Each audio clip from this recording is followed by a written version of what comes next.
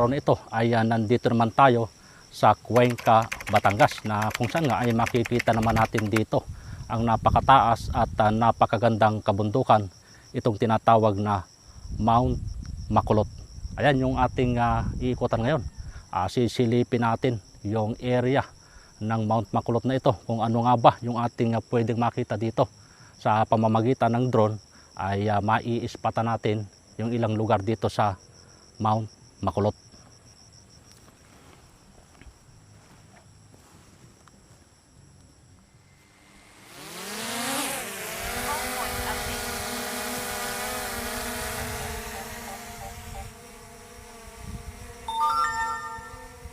Ay, sige.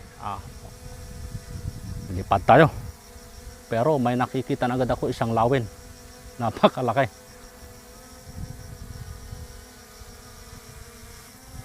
Paano kaya to? May lawin sa taas.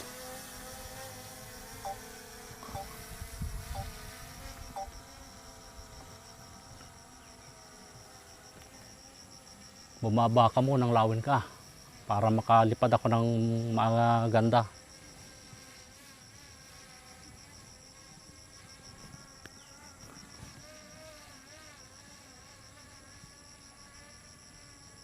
Yung pupuntahan ko doon sa ibabaw ng Mount Makulot, nandun yung lawin. Paikot-ikot lang doon.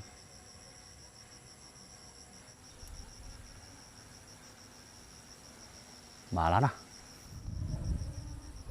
Medyo may kalakasan yung hangin.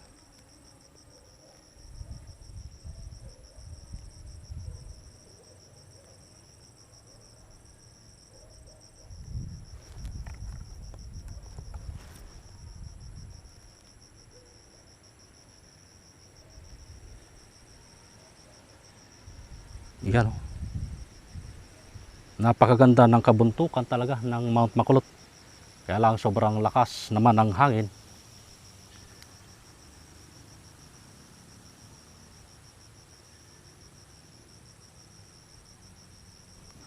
Sana hindi hindi makialam yung lawin para makalipad tayo ng ayos.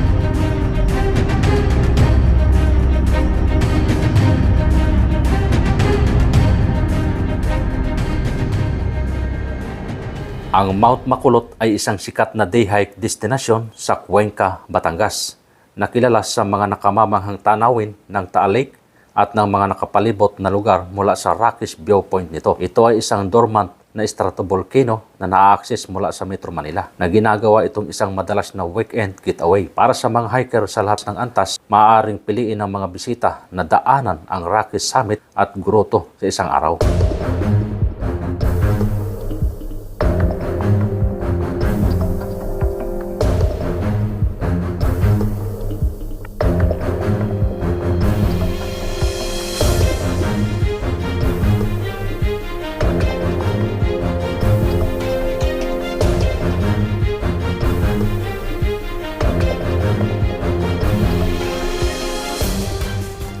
Ang Mount Makulot ay mayroong lapad na 5,818 hektarya at ang taas nga ng bundok nito ay umaabot ng 958 metro. Gayunpaman, ito ang pangunahing attraction panturista ng Cuenca, Batangas at itinuturing na isang dormant stratovolcano.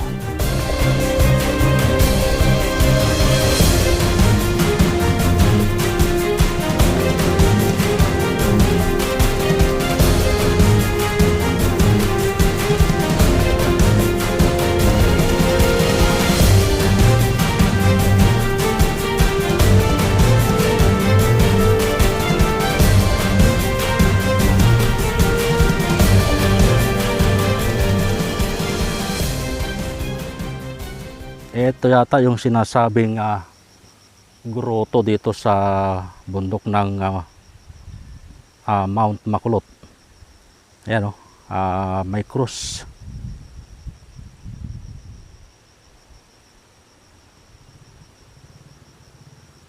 Ayan nga o.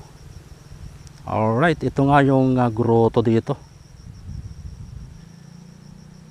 Oh.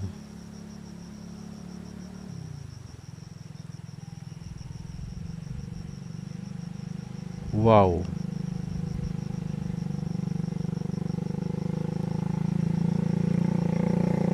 Okay.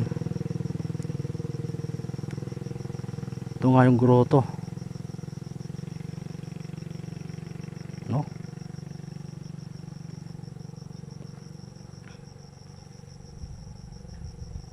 Yan, oh.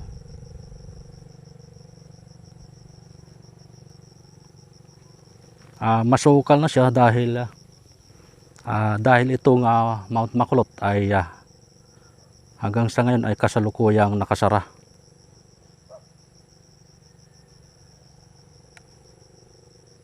Yan. Hindi siya pinaakyatan.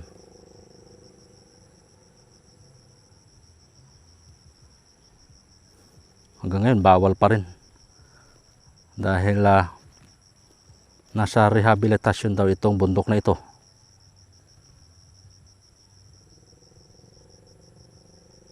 Okay, masukal na nga siya, oh.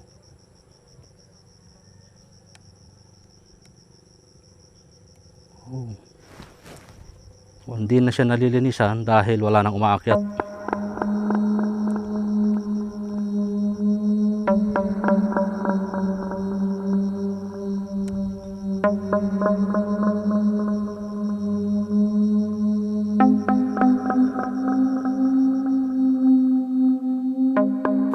Kasama sa kasaysayan ng Mount Makulot ang sinaunang geological formation bilang bahagi ng Taal Caldera. Mahalagang papel sa World War II, isang matinding labanan para sa kontrol nito sa pagitan ng mga puwersang Pilipino at Amerikano at ng Japanese Imperial Army noong 1945. At ang modernong katayuan nito bilang isang popular na destinasyon sa trekking, ang bundok ay mayaman din sa alamat kung saan ang mga lokal na alamat tungkol dito ay isang pahingahan ng mga sinaunang espiritu at maging isang banta sa mga bata na nagbunga ng katagang ililipad ka sa Mount Makulot.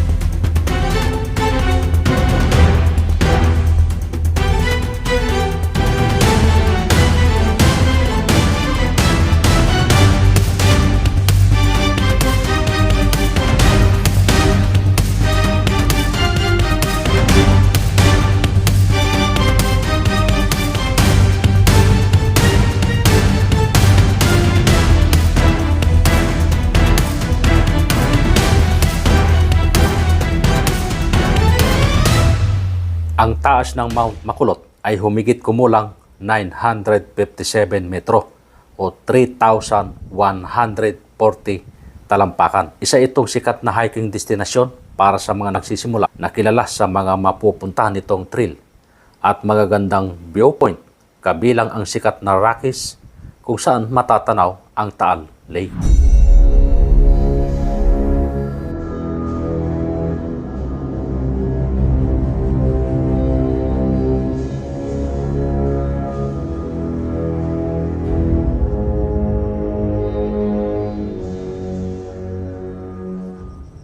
Nasaan na po yung asawa nyo? Wala na. Wala na. Mag-isa na lang po kayo. Isang taon na siyang patay. Kaya, Ilan ang anak ninyo? marami. Kung buhay silang lahat, 14. 14 sila. Ilan taon na po kayo? Na ako, sa 28, 55 na. 55 na ako sa ngayon 20. Ay, sabi nyo nga ma'am kanina, no, gusto nyo mag-pa-check up. Yang Sana. Oo, pero Kaya medyo mahirap. Dahil wala walang nag-ano sa akin. Walang pinansyal para makapagpa-check up si ma'am. Yan. Mamaya ay tingnan natin kung ano pwede natin maitulong. Pero bakit yung ngayon lang ma'am niya naisipan na ipa-opera? Dahil tapal-tapal muna. Matagal na po ba yan? May mga ilang years na. Okay. Anong pangalan niyo ma'am? Leni. Leni. Apelyido po? Nung dalaga pa ako, Abraham. Abraham. Ay pero ngayon may asawa na. Di makulang. Di Makulangan. Parang kilalang kilala yung mga apelyido itong Di Makulangan. Ano ma'am? Ito si ma'am ay siyempre nga mayroon siyang pinoproblema sa kanyang leeg. So kailangan niya ng tulong dahil si ma'am ay nag-iisa na sa buhay at marami siyang anak na tinutulungan pa. Okay? Sige ma'am. Abutan ko kay ma'am ng kaunting tulong. Anong Ma'am, pampasensya nyo na ito ha. Nakahiya naman. Sige ma'am, okay na. Opo. Abang ganda ng araw ngayon. Oo, sige ma'am. Walang problema ma'am. Dahil napakaliit na bagay pa niyan, ay wala tayong maitulong na malaki dahil maliit na maliit na content creator lang tayo. Pero kung ano ngang yun siya makakapagpalood ako. Ano ngang Kuya Jo po ma'am, ganitong ano. Alam niyo ba ang Kuya Jo ma'am?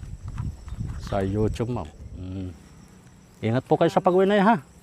bait ng Oo. Panginoon. Pagaling kayo. Salamat Sige ma'am, ingat po kayo ha. pa rin ako dyan. Sige po, tige po. Ayan, so ngayon ay na-interrupt tayo sa ating pagpapalipad ng ating drone. Take off. Home point update. Okay, continuous tayo.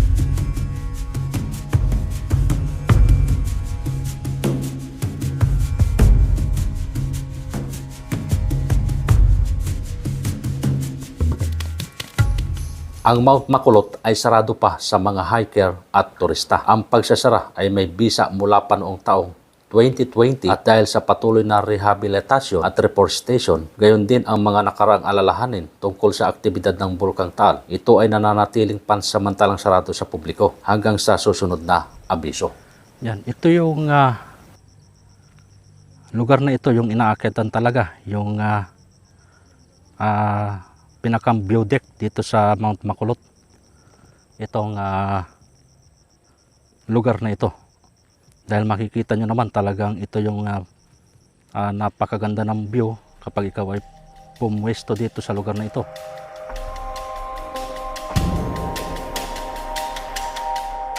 Napakaganda naman ang bundok na ito.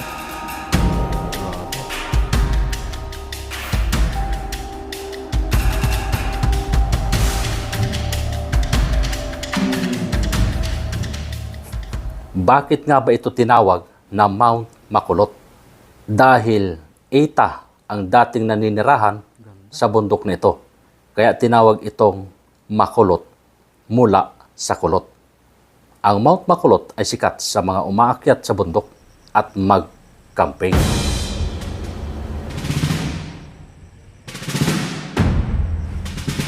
Yun, no? Grabe lang to.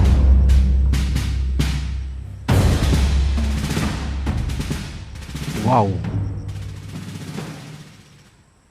Oh, ganda. Grabe.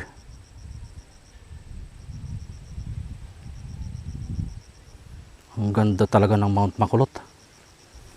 Ayan, ito talaga yata yung pinipwestuhan ng mga hiker. Kapag umakyat dito, ay dito sila pumupunta sa ibabaw na ito. Ay napakadelikado dyan, napakataas niyan. Oh. Ang ganda ng Mount Makulot talaga. Oh. Wow, grabe.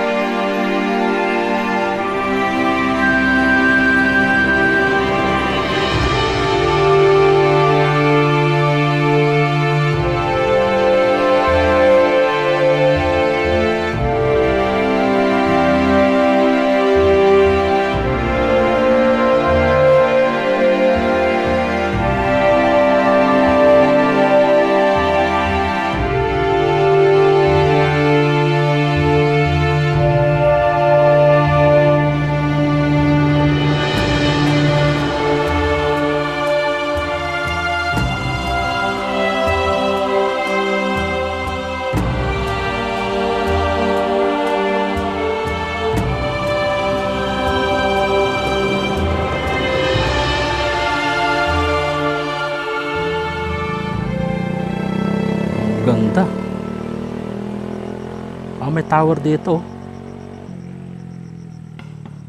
Ano ito, tower?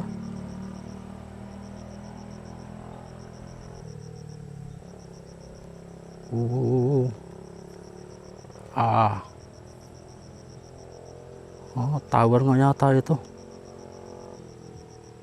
Ayan oh. Hindi.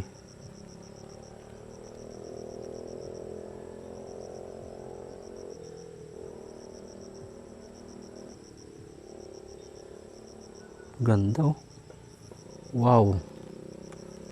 Grabe. Tapos may puti pa rito. Ano to? Ito nakaputi na ito. Solar. Signboard.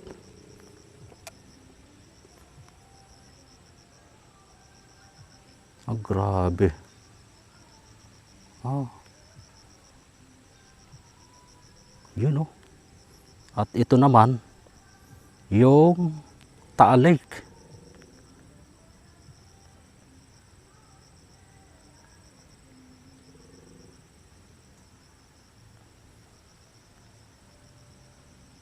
Yan, Taal Lake.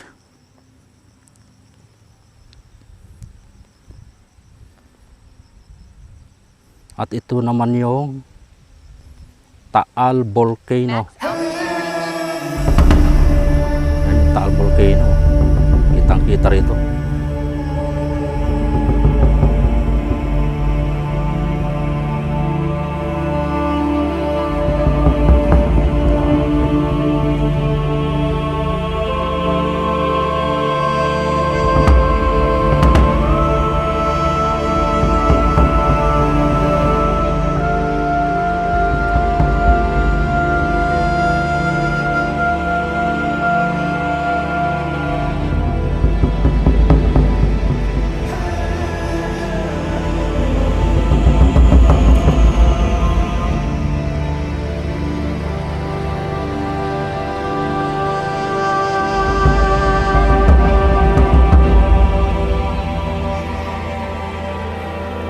Ang geological na kasaysayan ng Mount Makulot ay nagmula sa pagbuo nito bilang bahagi ng isang malaking sinaunang bulkan na ngayon ay itinuturing na isang natutulog na stratovolcano.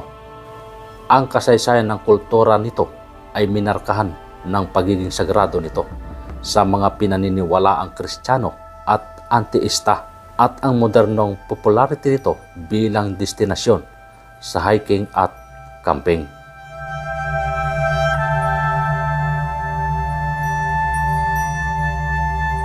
Ang Mount Makulot ay isang dormant stratovolcano. Ito ay bahagi ng katimugang gilid ng isang kaldera na nabuo ng isang malaking bulkan na sumabog libo-libong taon na ang nakalipas.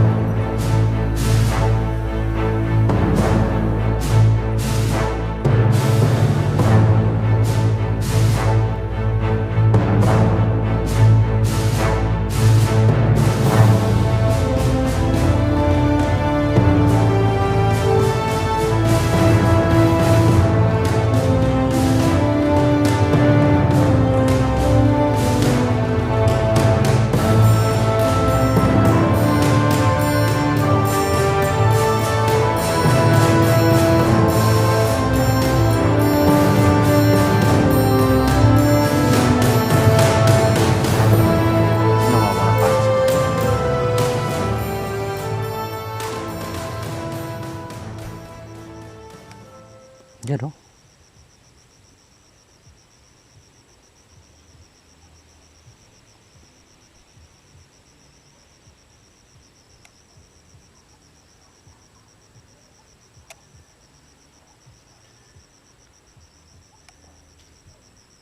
Grabe, parang may tunnel dito.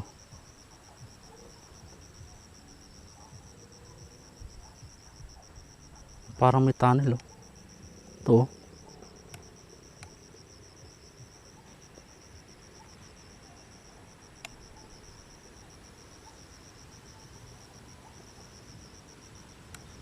Wow, ganda.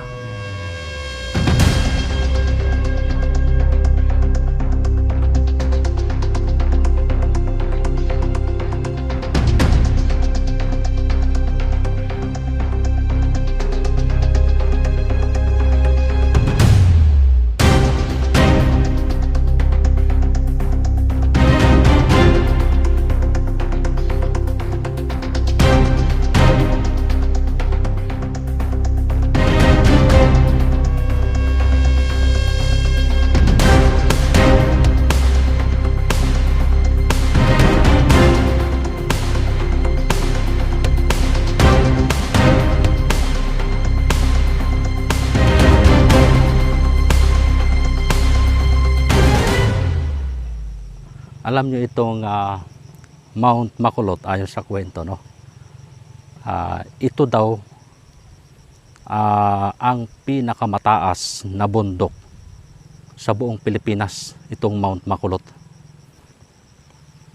Agree ba kayo doon, mga idol, na ito nga yung pinakamataas na bundok dito sa Pilipinas, itong Mount Makulot dito sa Cuenca, Batangas. Dahil sabi nga, kaya natawag itong pinakamataas na bundok dito sa Pilipinas dahil ito nga daw ay kulot. So ibig sabihin, kapag daw ito ay inunat, ay mas tataas pa daw ito. Grabe mga kwentong Batangas. Yan.